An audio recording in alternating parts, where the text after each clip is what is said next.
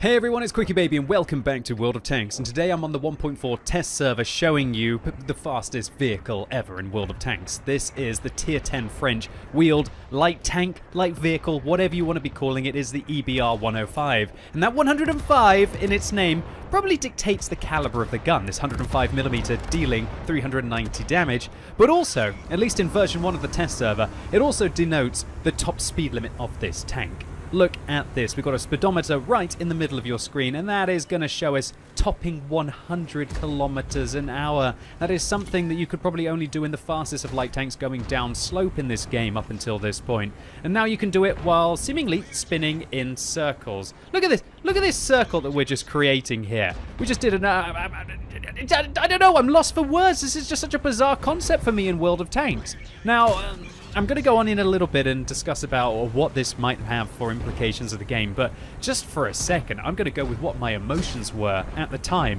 and that is just this feeling of ridiculousness in a way. So a high explosive round, even though they've got very nice penetration on this tank, look at that, 500 alpha and 105mm of penetration, pretty much like the Hesh rounds you'd be getting on the British medium tank, is unable to go through, but the second one looks like it goes right through and finishes off the EBR 105.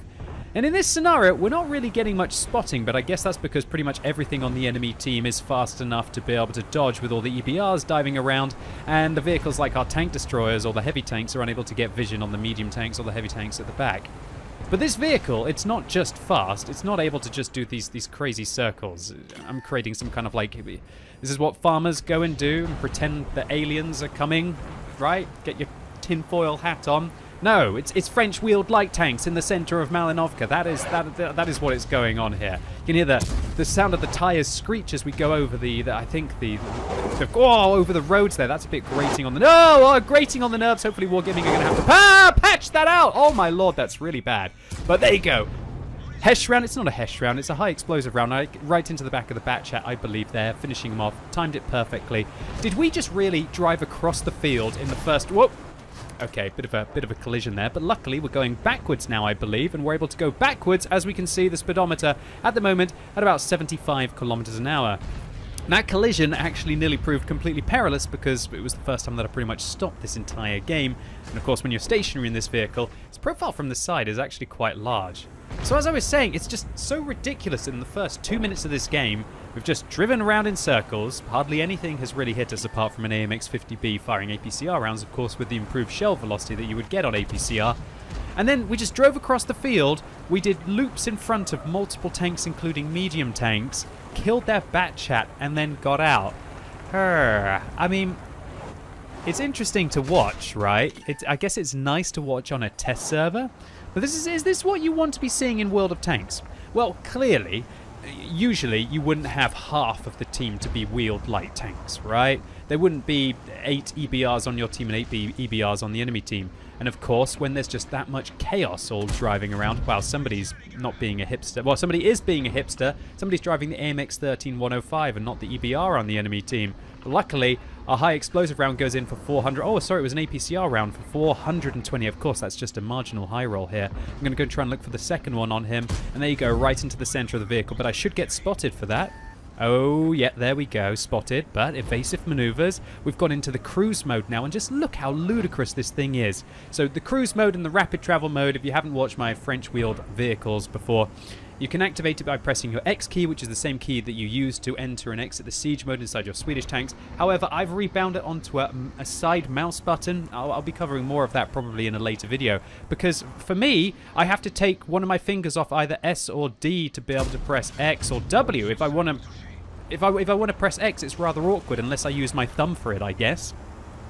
And thinking about it, I probably could be using my thumb to press X, but that seems to be unnatural for me, and I'd probably mess up a few clicks. Having it on my mouse button allows me to slip in and out of it. And the point of slipping in and out of the cruise mode is that while the rapid travel mode allows you to go faster, up to 105 kilometers an hour, inside that cruise mode, your traverse speed, or your wheel traverse limits, which is a whole new stat in World of Tanks, actually increases to allow you to go even shorter circles and not have to make so many awkward 3-point turns when you want to go around, because of course You can't turn one side of the vehicle in the opposite direction of the other like you can on a tank, or you can't lock one of the tracks in place while you turn the other, as some vehicles would do. So what that means is that if you do run out of speed and you fail to make the turn, then you can be very awkward just sitting in front of an enemy vehicle trying to turn your tank around. One thing that's interesting is it looks like this vehicle is actually hard limited to 105 kilometers, unless that was just like a cap on the speedometer there as we were going down the hill. I guess we should take a look in the bottom left as we were coming down the hill, whether that one reads different to what the speedometer in the center of the screen would able to achieve. One thing I should also mention about these wheeled vehicles, and I'm going to be covering this in some more detail in my full fleshed out review of them, is that you don't even have to right-click accurately on the enemy tank. You just have to right-click pretty much anywhere near them inside third person. It's going to auto-aim on them. And while it's not going to give lead, it's definitely going to help you out. All right, now it looks like we hit one of the wheels of the EBR 105, but it doesn't manage to slow the vehicle at all, so we're going to have to try and get into position to try and harass them a little bit more as they're trying to pressure our artillery. So let's go back to more of the overview and how the feeling of playing these tanks, these vehicles on the test server, whether I think they're going to be good for the game or bad for the game. Okay, so let me talk about the positives first. The positives are that tanks like these make tanks like these, or vehicles like these, self-propelled guns on the enemy team, a lot more scary. Well, a lot more scared. They're less scary for our team because, of course, when you can go this fast, you can sometimes catch them out of position at the start of the battle, or you can just waltz in, kill their artillery, and then you can manage to get out, a lot like I did to the Batchat on the enemy team. It's also going to make vehicles like the FV4005 and glass cannon tank destroyers that like to hit at the back, sit at the back and land big hits on you, probably a lot more, again, less safe, because a vehicle like this can go in, can light them up. It's going to have to dodge a shot because it's with the limited view range that the vehicle has, which is the whole point of the wheeled vehicles, that the tank destroyer is going to spot them first, but as long as you can use your speed to avoid the shell, you can light them up and then maybe your team are going to be able to deal with them. Okay, so now we're going to be loading these high explosive rounds with 500 damage, and there you go, 524 done to the FV4005. Not sure if we quite get spotted there. The 45% camo on this vehicle should be looking after us. We're going to go for another one here right into the turret, and we actually dodge him, and 494 damage. But unfortunately, the enemy EBR 105 puts one round into us, pops up, and he doesn't even aim, and he hits us again. And I guess it's when you stop moving that you become vulnerable in these vehicles. And so I guess it's only a good thing if artillery and weakly armored one-shot tank destroyers like this are going to be more vulnerable on the battlefield, and also real slow-moving heavy tanks like the T110E3 might have to watch out as well, as things that are this quick are going to be able to cross larger gaps in between the large tank destroyers' fire and then get the side and then really punish them. Of course, vehicles like this, they're not really going to harm light tanks all that much, apart from there's going to be a bit more of a rush to be able to get into the early position.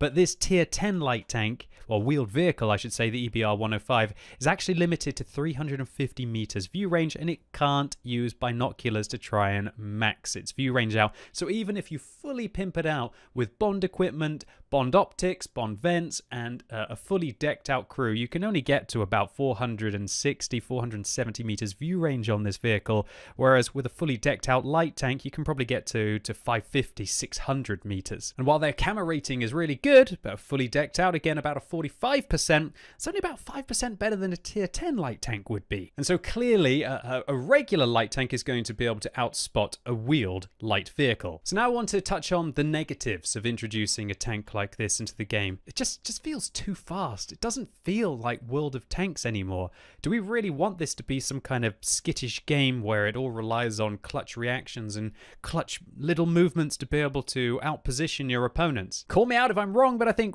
probably one of the best things about World of Tanks is you can kind of still relax just a little bit while you play it. Kind of a touchdown from World of Warships. You probably don't want to be spotted within the first 30 seconds of the battle, constantly trying to think about whether an enemy wheeled vehicle is going to be able to rush across seemingly the entirety of the map to be able to get you. You just want to trundle into position and to see what happens and just to feel the game out. And I know that's how a lot of people like to play, and I totally feel for you if you look at these things as if it's going to be the World of Tanks apocalypse. However, my number one point about why I think that these vehicles could be bad for the game is just speeding the battle up.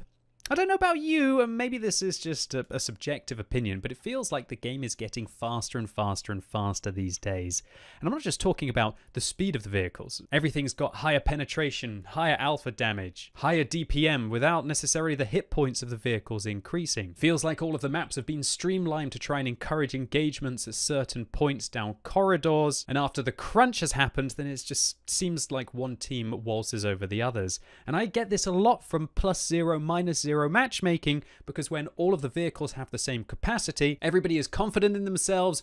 Everybody seems to rush to one of two flanks, and then depending on which one wins and then tries to flank the other, then the game just doesn't really seem like some kind of complex, intricate puzzle which you can have an impact in anymore. But which team had the cookie cutter setup, went in with their Soviet and Chinese heavy and medium tanks, crushes one flank, and then the inevitable develops. Now, of course, French-wheeled vehicles are not going to be adding to that kind of meta problem. But if a vehicle that's introduced is just so darn fast that it's able to pretty much rush across the entire field on Malinovka, which only a suicidal T-95 would probably be able to do usually, or even rush into some of the most important bush locations in the game and extend the view range of their team, which is clearly going to happen in more and more locations as these vehicles are faster and able to get into them. It's undoubtedly going to speed the game up, but how significantly? Well, I guess we'll just have to wait and see. One thing's for sure, however, that there's no real way to find from the test server the true feeling or the impact that these vehicles are going to have.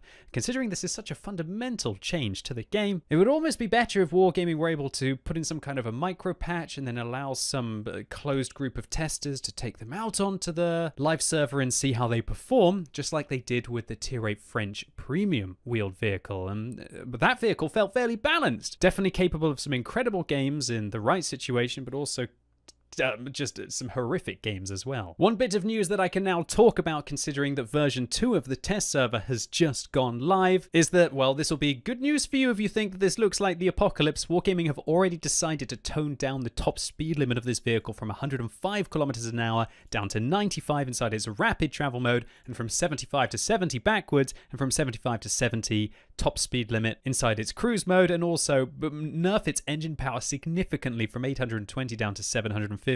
So yeah, we're not going to be seeing this thing bombing it around quite as fast as you have been in this video. But these are still just baby steps. 95 kilometers an hour is still ridiculously quick, considering the fastest of light tanks can pretty much go at 75 kilometers an hour. And when you combine this with the boost mode that the vehicle has, the fact that it can go backwards ludicrously quickly, and having pretty much 45% camo rating, yeah. And so I'd be really interested to hear what you all have to say in the comments down below. Do you think that these tanks do look like they're going to bring about the apocalypse of World of Tanks? Or do you think that these vehicles look fairly okay, especially at this newly nerfed 95 kilometers an hour top speed? If you'd like to make changes to them, how would you make changes to them? Or alternatively, are you the kind of player who thinks that these are really exciting vehicles, they might interest you in playing the game more or get you back into the game? And are you sad to see Wargaming already nerfing them?